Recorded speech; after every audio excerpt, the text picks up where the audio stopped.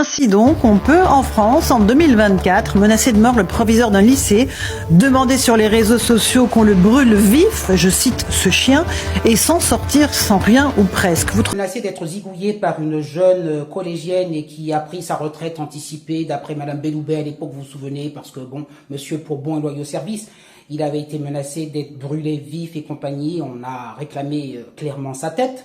Eh bien, qu'est-il arrivé, selon vous, à cet élève? Pas grand-chose. Donc nous sommes dans une société où toute punition est proscrite et après nous nous étonnons finalement que le mal persiste, pullule à vitesse grand V dans la société.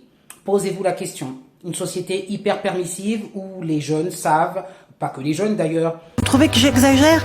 Écoutez cela, la peine prononcée par la 17e chambre correctionnelle de Paris serait risible si elle n'était aussi dangereuse. 600 € d'amende et un stage de citoyenneté de 5 jours. Voilà la sanction infligée à un homme de 27 ans ayant menacé de mort, donc monsieur Philippe Le Guillou, qui avait demandé à une élève de retirer son voile islamique dans son établissement. Ce proviseur a d'ailleurs pris sa retraite anticipée tant il a été bouleversé par le lynchage numérique qui s'en est suivi.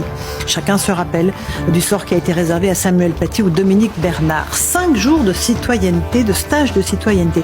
Est-ce qu'on se rend bien compte? Comment voulez-vous que ce type de réponse judiciaire dissuade ceux et celles qui s'en prennent chaque jour aux profs?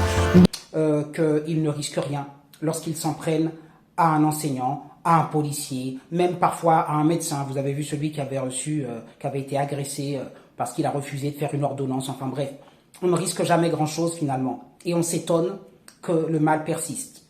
Posez-vous la question. Le signal envoyé est désastreux. C'est un coup porté à l'éducation nationale, nous a dit ce matin sur nos antennes la ministre Anne Genetet. Madame, il est temps de mettre en place la tolérance zéro pour leurs agresseurs et des sanctions au bon niveau pour ceux qui les menacent.